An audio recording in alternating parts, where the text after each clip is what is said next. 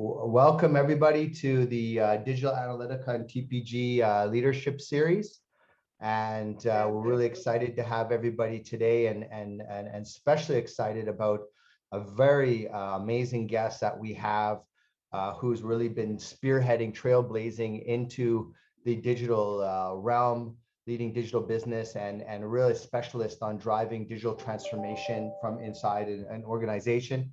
And we're also lucky to have some really top co-hosts with some really amazing experience as well. So great session. And this is actually, I have a little bit of insight, obviously, to what's going to be presented. And I'm sure you're really going to be blown away by a lot of the things that our guest will be saying. But so with no further ado, let me please introduce our co-hosts that we have with us.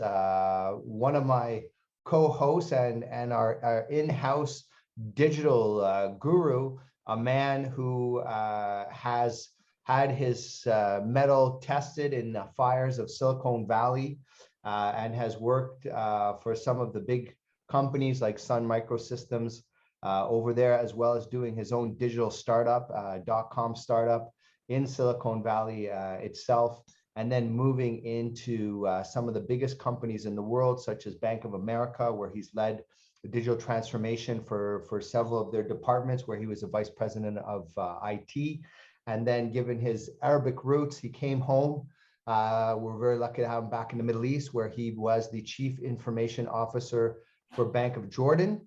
And seeing the massive boom in the digital disruption that's going on, he opted to scratch his entrepreneurial bug one more time, and is the founder of Digital Analytica, one of the preeminent firms and consultancies driving digital transformation across the region.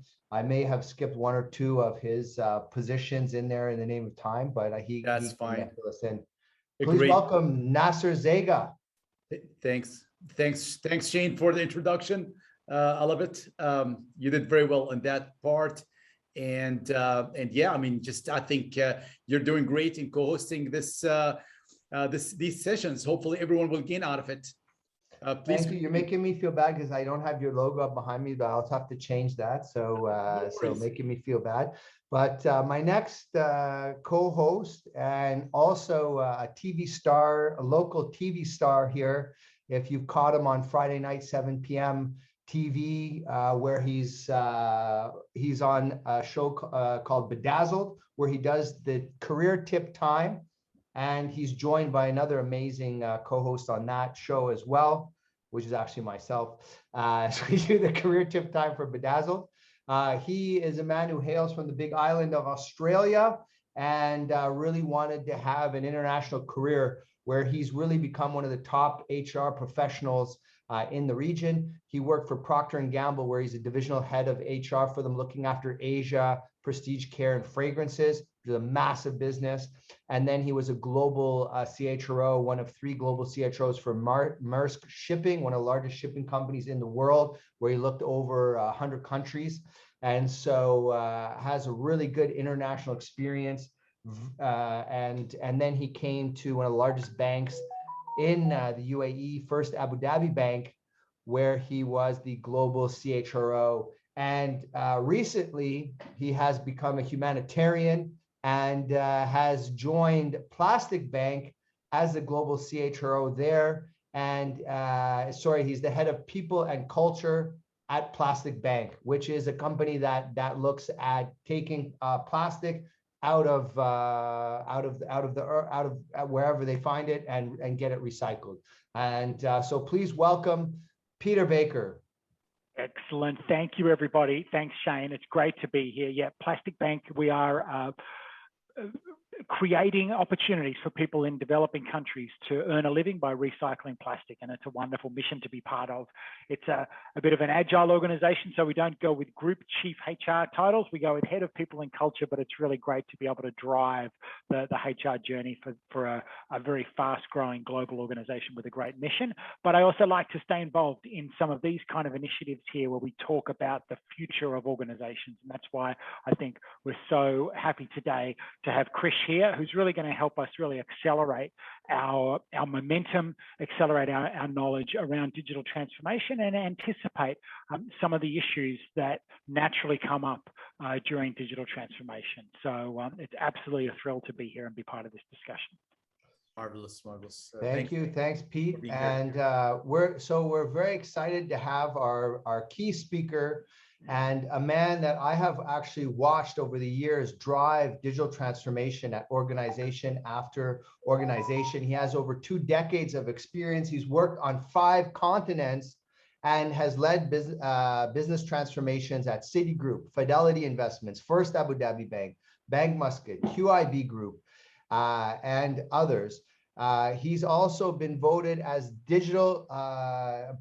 he's been voted as a game changer and voted as Digital Disruptive Leader of the Year by MIT and Sloan College Times, and is among the top 15 transformation leaders across industries by Global CIO Forum 2020. He has a few more accolades to list, but that just gives you a bit of a snapshot. Please welcome Mr. Krish Gopi, who is the CEO of Tomorrow, TMRW is how that one's spelled, and the Group Chief Disruption Officer at GEMS Education, working with the famous legend of business, Mr. Sami, and a fantastic digital team there that's really been giving the Americans, the Brits, everybody in the world a run as they emerge on the global stage with some very interesting and innovative technologies, which maybe Krish will talk about. So please welcome Mr. Krish Gopi. Thank you, Shane. Good afternoon, everybody. Thank you, Nasser. Thank you, Pete, for that welcoming note. Really excited to be in front of all of you and share some experiences and to discuss, how digital transformation is ruling the world and how do we need to disrupt from within. Is that okay if I share my screen? Yes, sure. Krish was going to give us a little presentation, and really excited about this. Thank you so much, Krish. Again, as I said, thank you so much for the opportunity. I'm here to share my thoughts on the future of digital businesses and how we can disrupt from within. Now, let's start with the fact that the world is changing outside, big time. And digital revolution is here. We've come a long way and are currently living in this digital age. In the last 15 years, technology has changed the way we communicate, we learn, we play, we work, we commute from one place to another. In short, technology has changed the way we live. It's also creating massive opportunities and becoming competitors for even traditional businesses as well. We are in this digital era where customers shape strategies, not corporates. A perfect storm is in the making, and digital revolution is here. We are only seeing the tip of the iceberg so far. All those emerging technologies that you see in the screen, such as AI, ML, quantum computing, IoT, AR, VR, 3D printing, blockchains, are fundamentally changing the world as we know it. And then came the pandemic. Now, who would have thought COVID-19, while it's done a lot of bad things, has also accelerated the world's digital adoption by up to 3 to 5 years? And I want a honest answer for this question. You would know better who led the digital transformation in your company. Was it the CEO? Was it the CTO? Or, as famously a lot of people chose in the last 2 years, COVID-19? COVID. So let's understand, where are we going with the future of digital businesses? As Gartner puts it, there are 3 critical trends that are emerging. The first one being democratization of technology. Smart things are taking over, and they're also going to decide and make decisions themselves in the coming years as to how do we ensure that the world around can change with situations, how cars can drive themselves, how the machines can drive certain aspects of human body. democratization of technology and decision-making by themselves is going to be a big trend. The second trend is dematerialization, how physical objects can coexist and can be embedded deeply into the human lives and into our bodies sometimes, is another big trend that's going to come up, which is dematerialization. How do we ensure that these smart things can help live our lives better is a critical thing. And the third one, the most important one, is also disintermediation. Smart things are going to cut intermediaries. Smart things are going to replace trained people in a lot of intermediary tasks, whether it is about delivering our packages or solving our problems day-to-day, small tasks that needs to be done, are actually telling us what to do and to do certain things that we currently are doing completely manually as well. And those three trends has to tell you that this is exactly the exciting period in which we are going to be living under. Now, that doesn't happen naturally, and that doesn't go from 0 to 100 immediately. We need to have baby steps in achieving that digital maturity. The first one is about exploring digital, trying to automate things that we can in our organizations. There is not going to be any change in the organization structure or business or products, but this is the first step of trying and exploring digital. The second one is doing. This is a stage where we actually have a lot of processes automated using digital technologies, robotic process automation, etc. However, those enhance the existing way of doing things rather than actually finding new way of doing things. Same business, same operating model, same customer models. It's just that things get a little bit better, lean, mean, and faster. That's doing digital. The third one is becoming digital. This is where you have all those processes singing and dancing in a most coherent way, becoming synchronized and less siloed.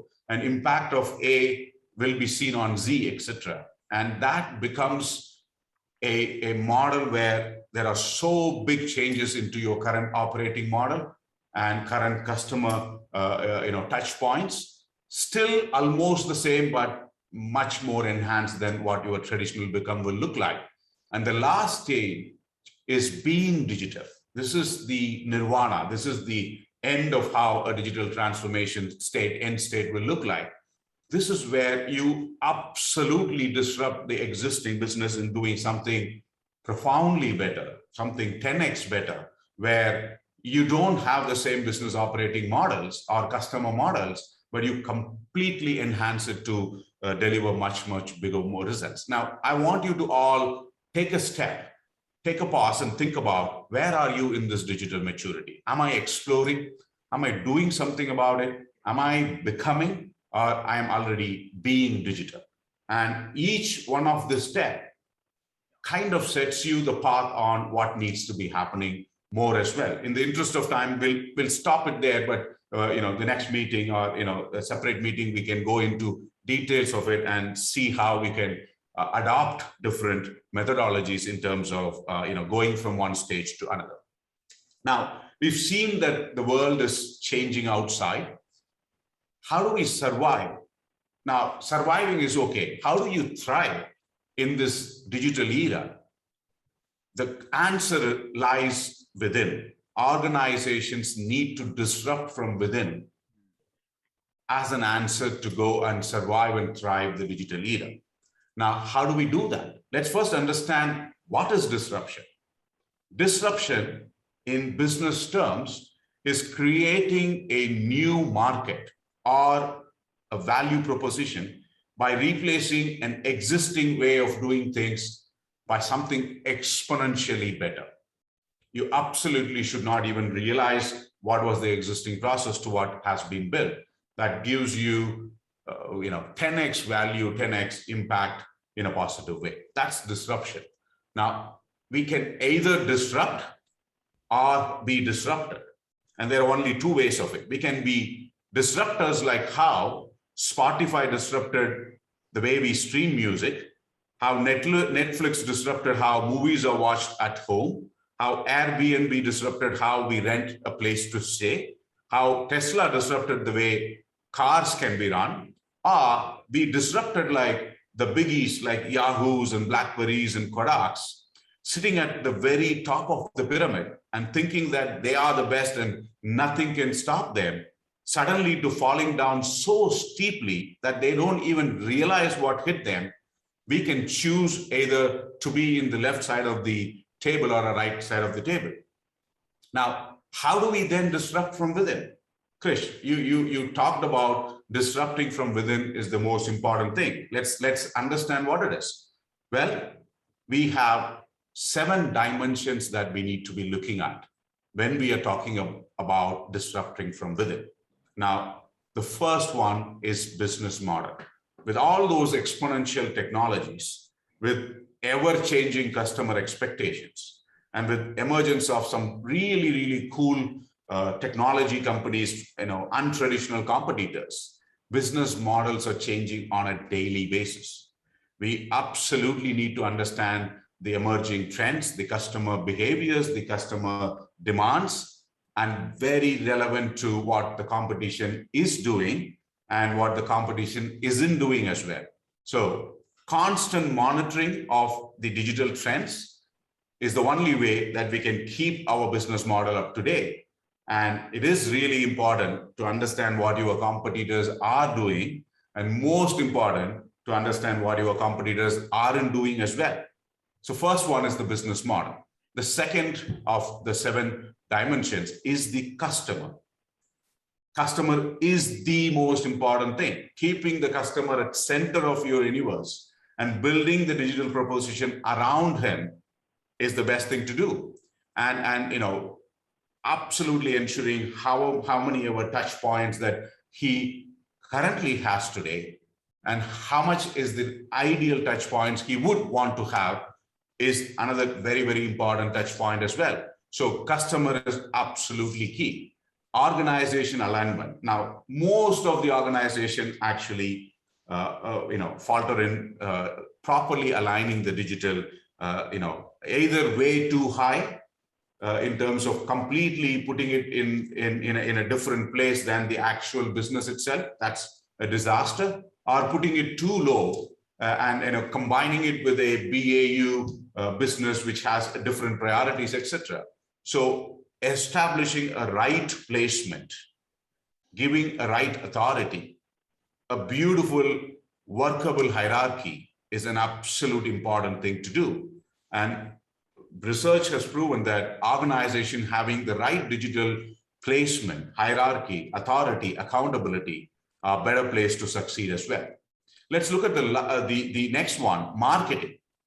Now, you would say, but Krish, how come digital transformation, disrupting from within is, where does marketing come in? Internal and external marketing of the story is the most important thing. The companies that can tell their story, both internally and externally, have actually seen 4, 5 times of results than companies that don't communicate well at all. So using good marketing insights in devising what the customer would want, and that customer would be both internal and external, is the way to go. And people and culture. I can't stress the importance of culture. Culture eats strategy for breakfast, lunch, and dinner, and staff are the most important part of it. Now, in a large digital transformation journey, I always say that 25% is the change, is the technology. Remaining 75% is the change and people, and how it is going to impact each one of them, and how each one of them understand what is in it for them is the key. So absolutely important dimension is people and culture. And data. He who has the data and knows how to use it is the new king, and data is the new currency. So unlocking the value and insight from the data. Everybody has data, right? But taking the insights and value out of the data is the most successful dimension in digital transformation as well. And innovation, last but not the least at all. Innovation isn't a thing that you do on the side when you don't have any other work. Innovation is a business discipline, and it has to have the right budgets and resources allocated to it. And that's the most important, if not the most important on the disrupting from within dimensions. Now that we have seen the 7 dimensions of disrupting from within, have we found everything? Have we talked about everything? No, one more thing. It all starts with having the right leadership at the helm as well, because you could have a wonderful digital strategy. You could have $1 billion allocated to it. If you didn't have the right people, the right team looking at it, leading it, then that's a big disaster as well. So leading this new normal, this wonderful thing that reshapes every business in the world, requires specialized skill. And as Forbes put it, right now, there aren't enough people with the right mix of technical knowledge, business experience, and consumer orientation on the market. And that's the real deal. That's the real issue. Now, 74% of business executives say that their company has a digital strategy, are planning to do one. But you know how many people feel that they have the capabilities? Mere 15%. That's a disaster waiting to happen. And that's the real issue. Now, such a disruption journey, such a transformation journey needs a Man Friday. And that Man Friday can be somebody who's within your existing team, not necessarily sitting in IT, could be leading a particular business stream as well, or could be your IT guy, or could be somebody who's coming from outside, but with these specialized skills. That Man Friday, he or she, has to be specialized in running large-scale implementations, a techno-functional expert who can design the assets and to-be states, a perfect change agent who can build the culture and adaptability, an out-of-the-box thinker, an agile guru who can be flexible, have rapid advancements across business landscape, ability to participate and predict what's going to happen in the area of expertise that they are in, and is strategically placed in the organizations who can take bold decisions. Pussyfooting is not something digital transformation can adopt or survive with. And the last but not the least, a very effective communicator, capable of resolving conflicts between technology and business, because change management is absolutely key, and working with business in making them realize what is the impact of the digital transformation is absolutely a key as well. So that's the person that you need to lead the show. He brings the team, he brings the culture, he brings the necessary authority and accountability into the whole thing. And I said, as I said, it could be somebody within your organization, or you need to find somebody, but having some good leader to lead this is the key to success as well. Okay, we found this, we saw the dimensions, we understood what is the trends are. Well, let's see some common pitfalls as well. That you would talk to any digital transformation expert, and they would talk about their scars. I have many of them as well. Let's understand, let's collaborate on what could go wrong and how do we avoid them as well. Number one, lack of well-articulated vision and roadmap. Everybody has different version of what digital transformation end state could be, and you will be shocked, even with the well-performing C-suite of executive leadership team, unless it is very well articulated, unless we have a roadmap that talks about where do we want to be in what month or year or a tranche of a time, it's absolutely not going to be possible to have everybody on the same line. It's as simple as putting it down in the piece of paper, writing it, revising it for 100 times before we get absolute clear vision on what the end state is, the strategy, the realization of where we are, the realization of where we want to go to, what are all the success factors, and who is going to own this and who is going to help us achieve it is the most important thing. Sounds very, very normal, very, very basic, but you know what? That's the most important thing that a lot of people miss. The second one is this one size fits all syndrome. Yes, XYZ company did it. Let's copy their strategy. Let's hire the whole team that did it, and let's create the milestones. Let's go and hire the same vendors or management consultants who did it, and it should work for us. Well, big mistake. Each and every organization is unique. An organization is full of culture, people, and the track record. So what might work in one organization absolutely will be a disaster in another organization. So it's about choosing the right strategy, right vision, having the best team work on it, and coming up with a tailor-made strategy that you want to make it work for your organization. So copying and pasting doesn't work. And one size is absolutely not going to be fitting when it comes to the digital transformation. The next one, considering transformation as a one-time project. Okay, do you want 50 million? Okay, here you go, 50 million, go and change the world. Unfortunately, things don't go that way. Digital transformation is not a project. It is a journey which has some critical milestones along the way. There are things that you can realize it very, very soon, the day after the transformation journey has started, and sometimes things take 5, even more years.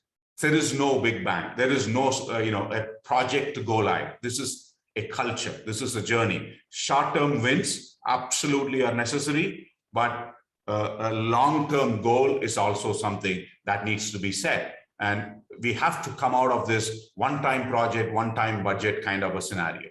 I think that's an important thing to pitfall to be avoiding as well. And the fourth one is lack of change management. Now, you see that I've written resistance to change. I strongly believe people are not resistant to change, but people are resistant to pain. There is a big difference between change and pain. Let me give you an example. Let's say I do a lot of traveling for my company purposes, and I always take economy class ticket, right? Economy class flight, and I go around and I meet people, etc. I'm okay with that.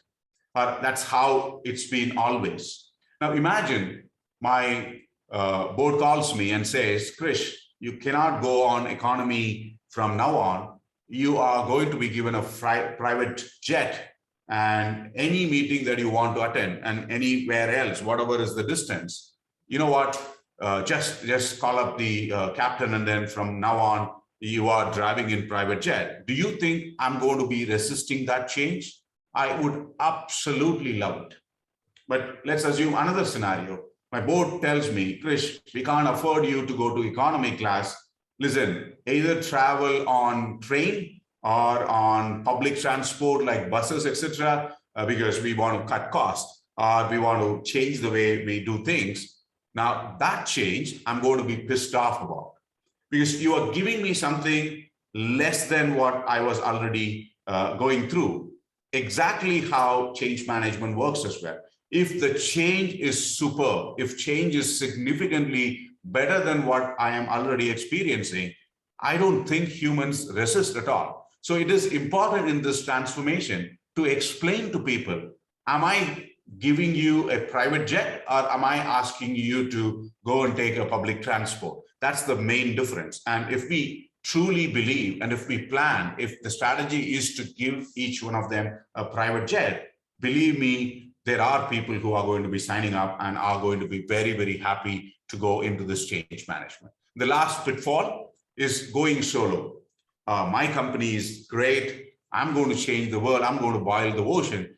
Often is going to be stuck in the middle. I think it is about changing the world together. It's about engaging ecosystem partners that would kind of accelerate your innovation, your disruption journey, rather than looking at it at solos. And even for simple things like leveraging required skills or integrating with some of the exponential technologies always helps you, rather than reinventing the wheel. So this going solo mindset has produced a lot of failure than successes. And I wanted to mention that it's about collectively winning, and not probably with your competitors, but your ecosystem. People who can accelerate this transformation should always be thought about and to be included in the journey as well.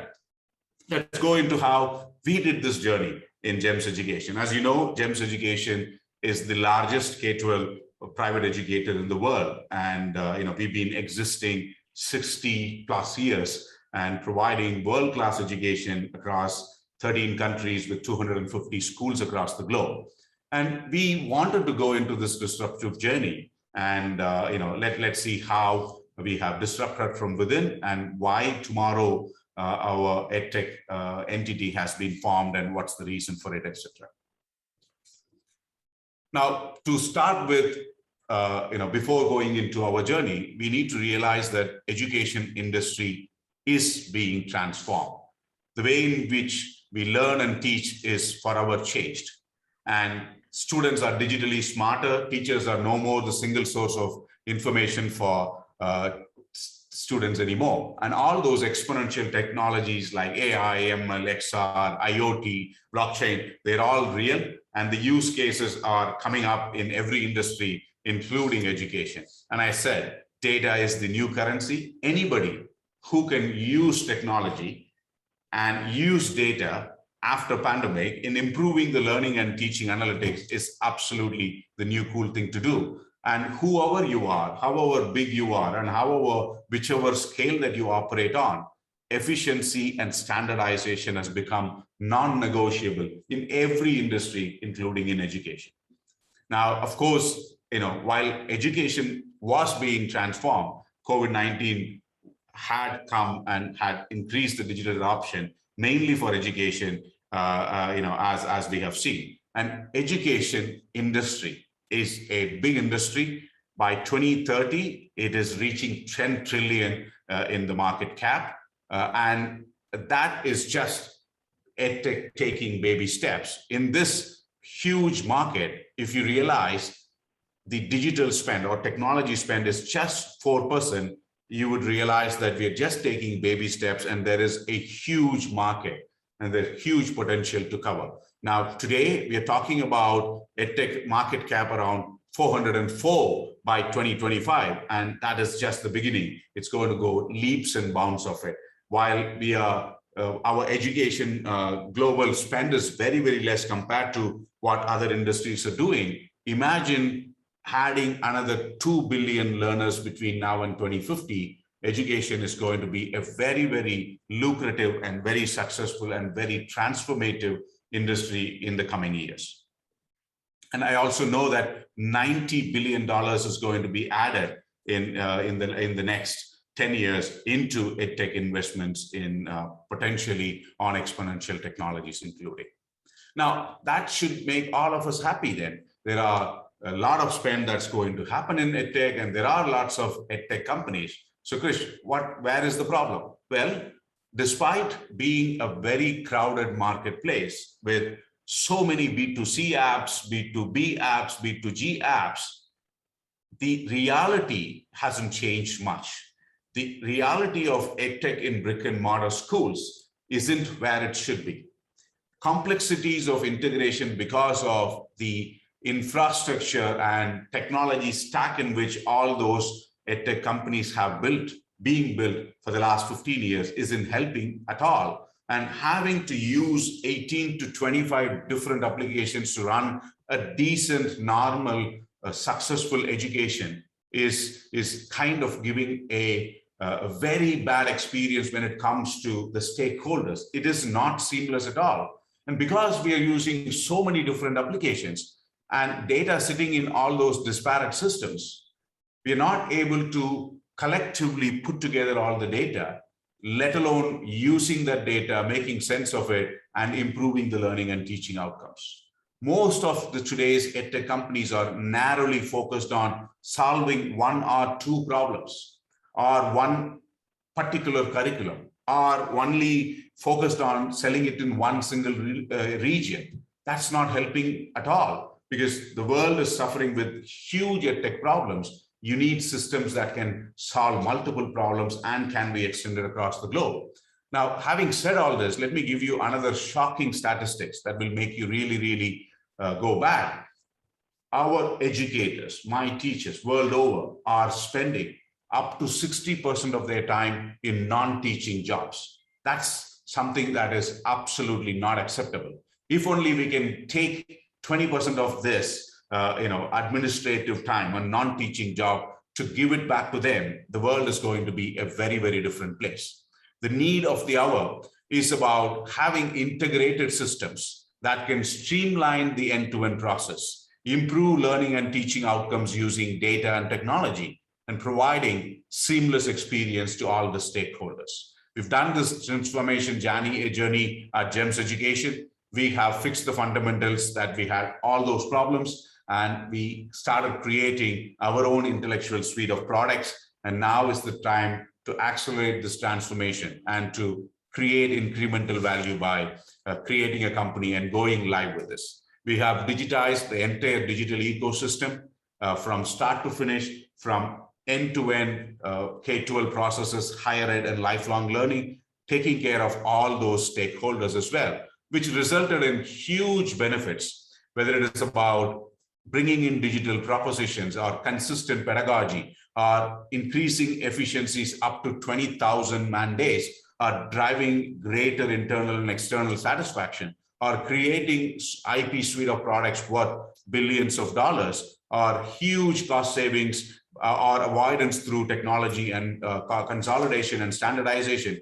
We have been able to disrupt from within in bringing in all those great achievements. And interestingly, during that complete lockdown, we ran collectively 28 million sessions with 96% student satisfaction and 95% of parent satisfaction, 15% more satisfied than any other parents in the world. And that is exact success we wanted to bring it into tomorrow. Tomorrow is a EdTech arm of GEMS Education, independent EdTech company born out of GEMS Education, designed by educators for educators, keeping teachers at the heart of everything that we do. We are at the core.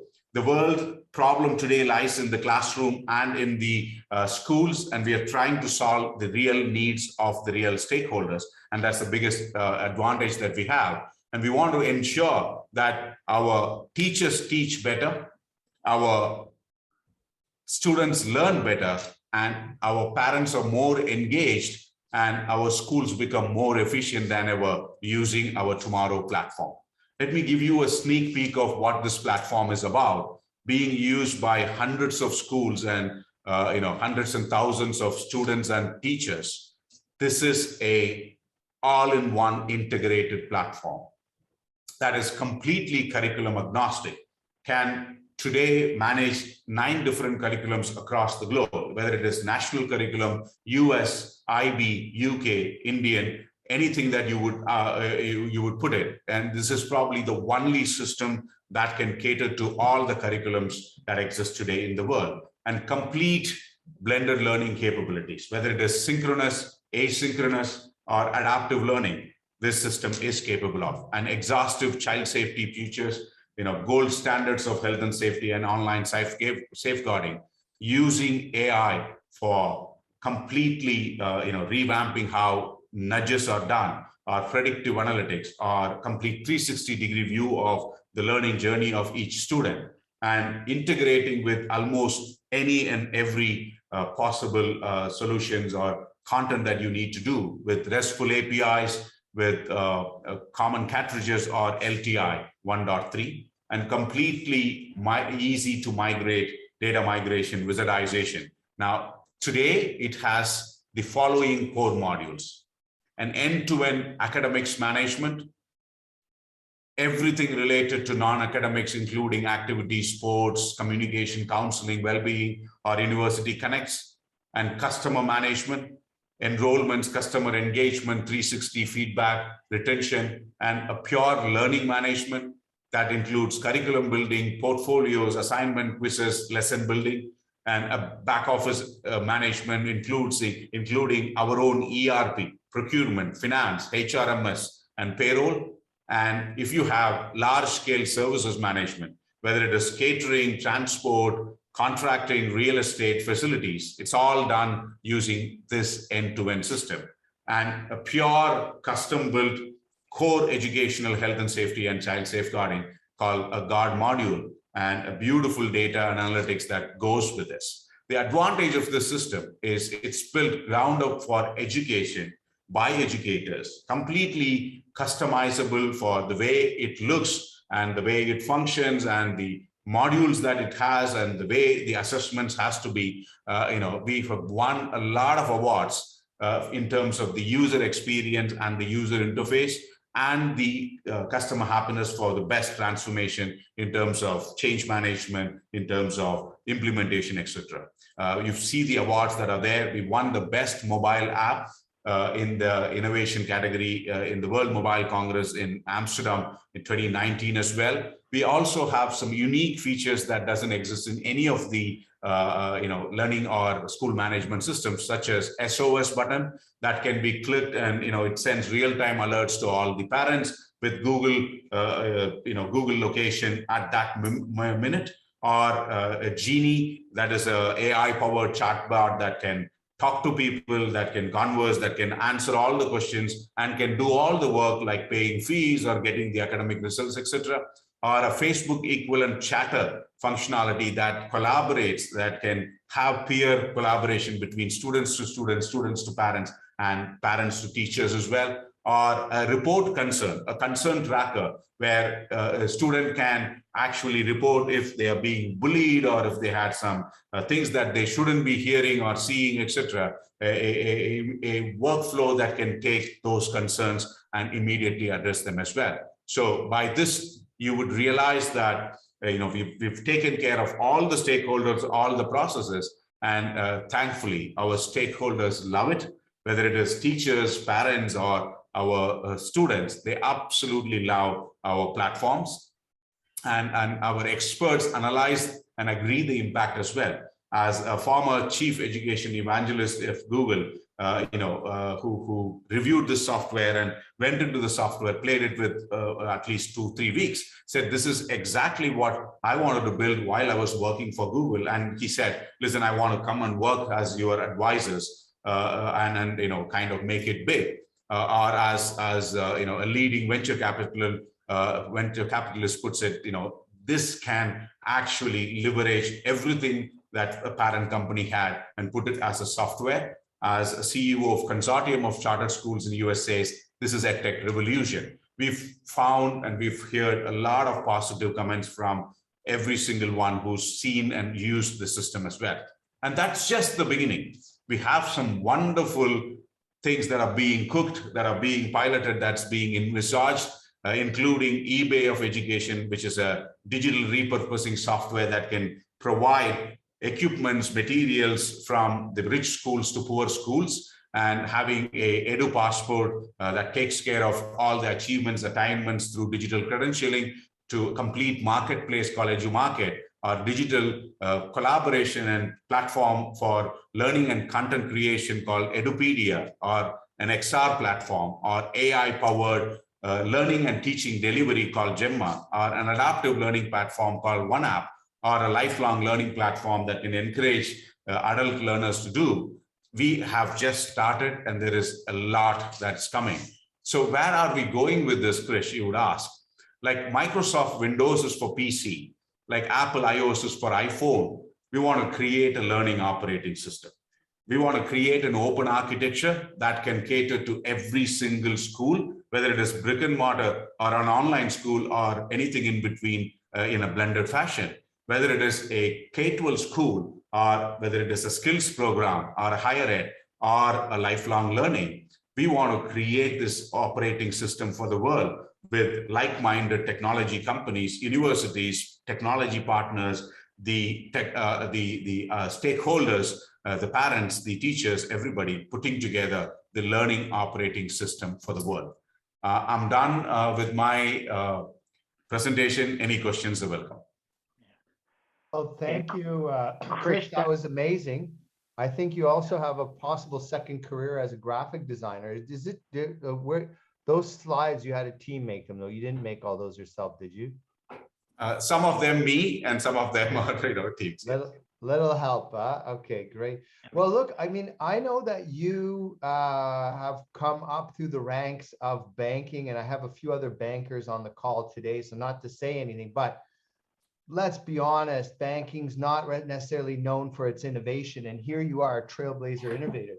And so how did you prepare yourself for the role of CEO tomorrow? And what have you done to develop your capabilities and prepare yourself to kind of make this transition from banking into education to what now almost seems like an industry agnostic skill set, where it's like we can apply this formula and this framework to any industry to drive disruption from within.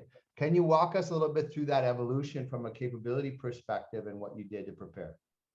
Thank you, Shane. I think that's an important question. And I want to kind of reiterate that regardless of the industry, technology should help selling more, serving customers better, helping create a sustainable business model for the digital era, securing assets, and while doing all the above, trying to save costs as well.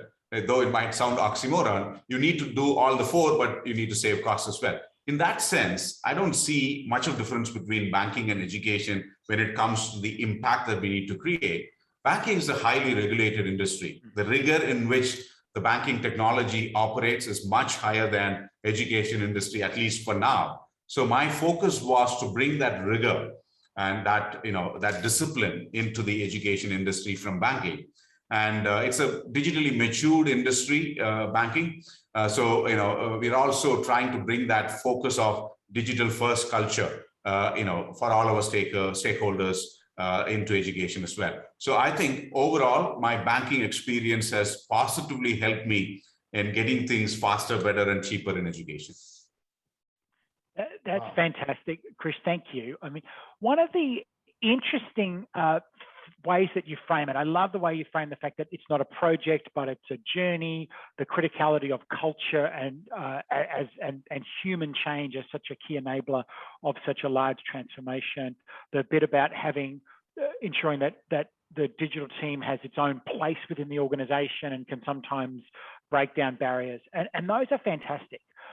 But they were actually also exactly the same set of principles that was put together 30 years ago when Edwards Deming launched quality circles. If you go back to the original quality circles discussion in TQM, it said those things. And then you've had companies that said, okay, we're going to orient our business around safety. And they said they could say exactly the same things. It's a journey, it's not a destination. You have to give safety a seat at the table.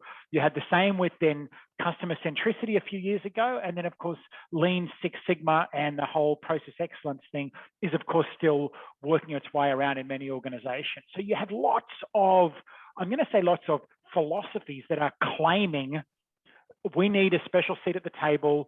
We need to realize that the whole company needs to come on this journey. And the digital people are kind of saying, but this time it's really different.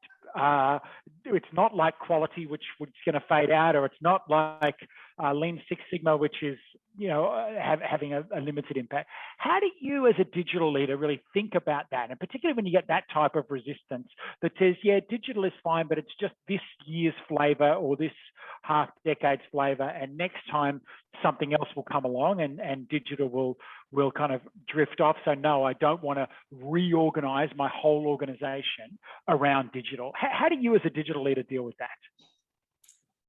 You were very, you're absolutely right, Pete. And there are certain things that don't change. And these philosophies that you talked about are again stemming from the fact that, things have not changed from the basics of it. It's just the way of how you react to a particular crisis and things like that. And again, it is truly different when it comes to the transformation landscape between before COVID and after COVID situation. So I think let's look at it this way, right? Global pandemic has triggered digital adoption. Let's accept that fact.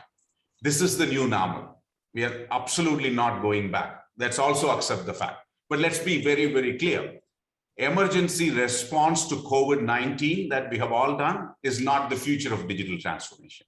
because there are certain basic things that we need to go back to the drawing board. There are basic things that are, as you rightly said, 100-year-old theories that you absolutely need to be.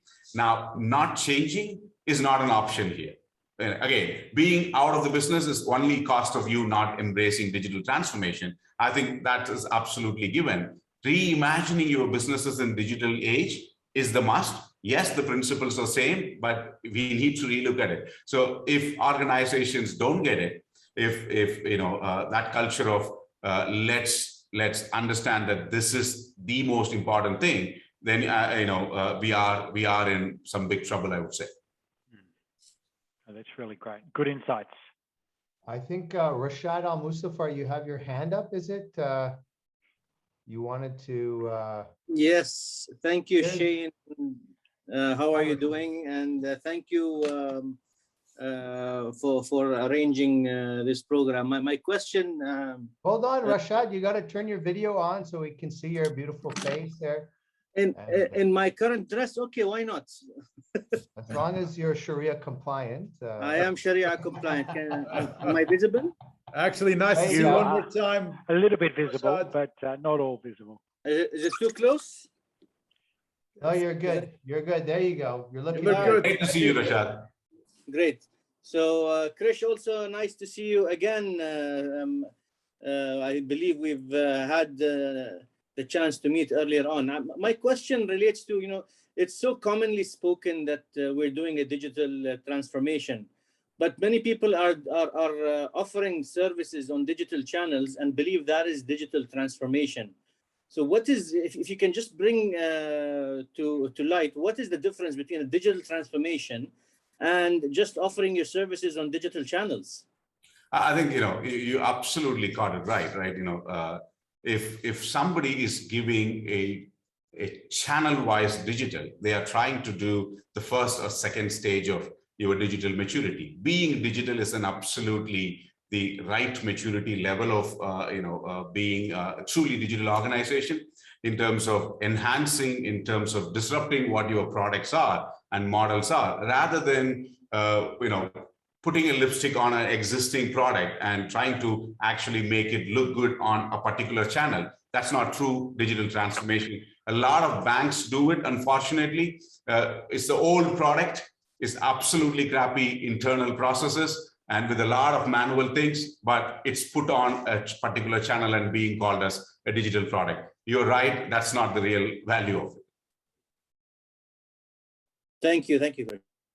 Do we have any other questions? If anyone wants to join in, please put up your hand, and we can grab. I think we had a couple questions from the audience. Nasser, our in-house IT guru, do you have any challenging questions you'd like to pose at our? Well, actually, I loved the notion where he stated that you need to bring the whole thing to the ecosystem. And honestly, we've seen many banks in this region and financial institutes in general that they'll bring in a certain solution, but then yet they don't put it in the ecosystem. So basically, it's kind of like, here it is, it's a nice solution, but they are the only ones that they're using it. They're not, it's not integrated with the full ecosystem. And I totally agree with you on that. That's one thing that I liked about your presentation. And I like the stages, that you went on with it, which was great. When you talked about the stages, I mean, basically I like things to be organized, and you're right, right on about those things. That's the way it should be. You should basically have those stages and there should be clear, and I think once things are clear, we've talked about in the previous sessions, having a purpose, sense of purpose, and an overall goal. If we get that, then we're gonna basically accomplish what we want to accomplish. One thing that I would like to draw into this table, kind of like the processes in the banking sector, even the non-banking as well, we see that the value chain and doing a value chain analysis. What about that? You haven't touched that point, when we talk about value chain. I liked what Mr. Rashad, being a CEO, former CEO.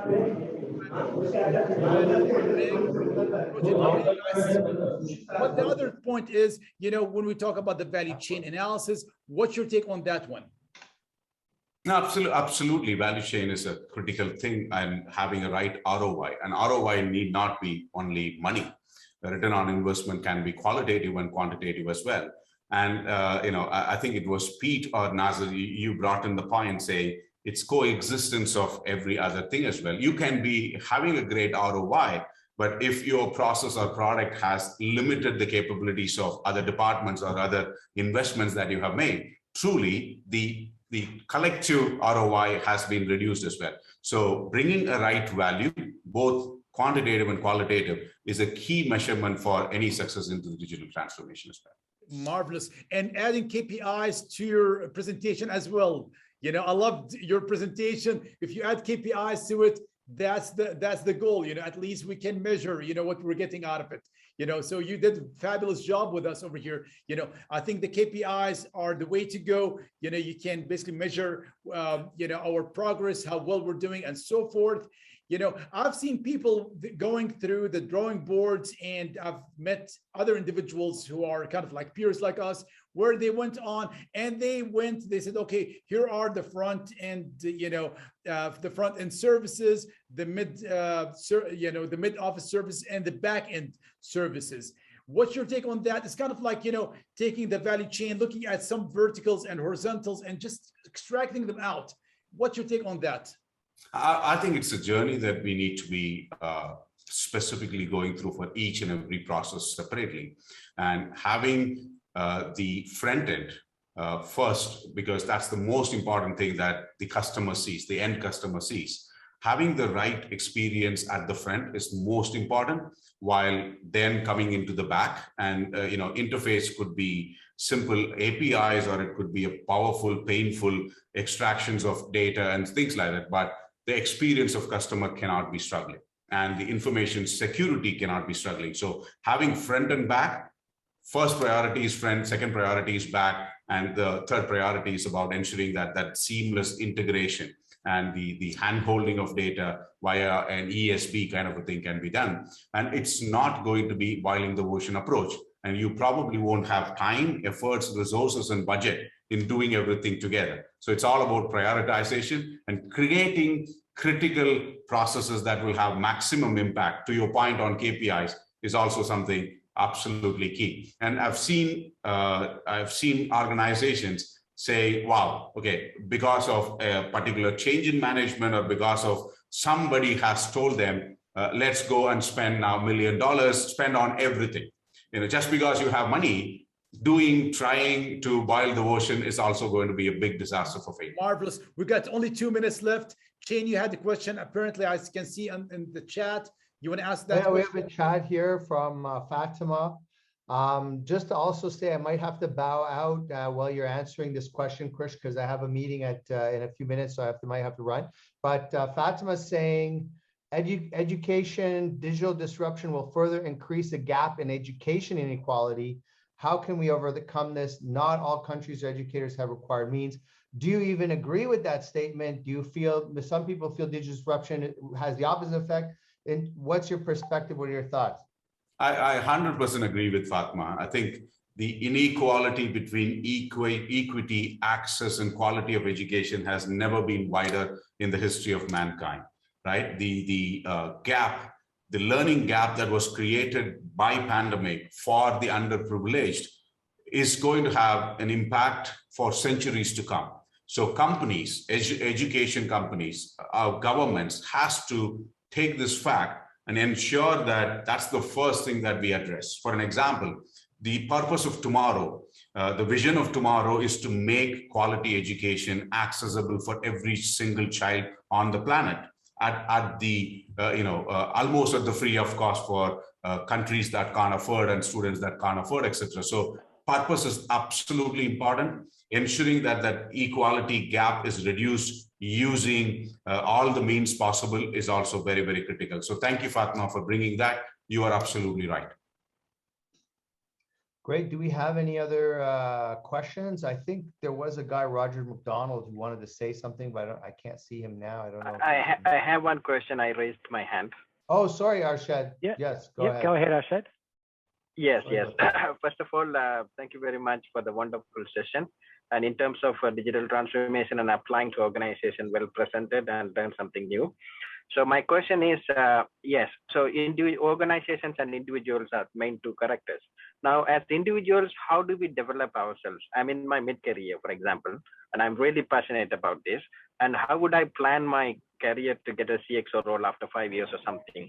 What capabilities I should improve and what certifications or something? So maybe what worked for you and what didn't work for you can help to give me some insights. Thank you. I think that's a great question, Ashad. I think, who is a chief disruption officer or who is the one who can lead transformation is somebody who can look at the future and understand from where is the current assets to where the to be has to be and what are all the steps that can be done. That's simple, but rallying people around you, leading them in making them understand what is the impact of the digital transformation, whether it is to the board, whether it's to the peer group, whether it's to the team that you are leading in, is the absolute key to do. So this is about being a leader, able to convince and inspire the teams around you, working with the right partners, able to explain and get the necessary resources from the management is simply the people who can lead this. And I'm sure, like you, there are lots of capable leaders who could take this leadership role in digital transformation. Well, thanks again for the really nice, I would say, a fast answer, because this question is really, the answer for it is a very lengthy one. Arshad, I know for sure that our guest Krish can go on forever with this one, because this is really a lengthy thing to answer. Basically, you want to be a C-level, then basically I think you need to follow Chain and follow his footsteps. You will get there, I would say. Or Krish as well, he can help you, or Pete. Those guys are very seasoned and experienced in this field and basically in human development as well. So I think, if you want to take it offline with Pete or Krish or anyone else, please do so. I think, again, this is really a lengthy answer to be answered, and it will take a lot of time, but again, a nice question. Krish, I would like to thank you. We're 2 minutes over the hour right now. Pete, thanks for being, Thank you very much. Great to see you, Nasser. Great to see you, Krish. Really good to have you. Thanks a lot, Pete. Thank you, Nasser. Thank you, everybody. Really appreciate your time. Thanks for the nice questions. I'm really glad to see many of the familiar faces, over here in this session. And again, we need to close it up right now. Arshad, thanks for your question. And we've seen, really nice faces again and again. And Rashad and Musafir, really nice to see you over here on this session. It was really nice of you to jump in. I'm very delighted to see you. Thanks, everyone. Those who I didn't mention their names, again, thanks one more time. Have a good one, everyone. See you. Bye-bye. Thank you.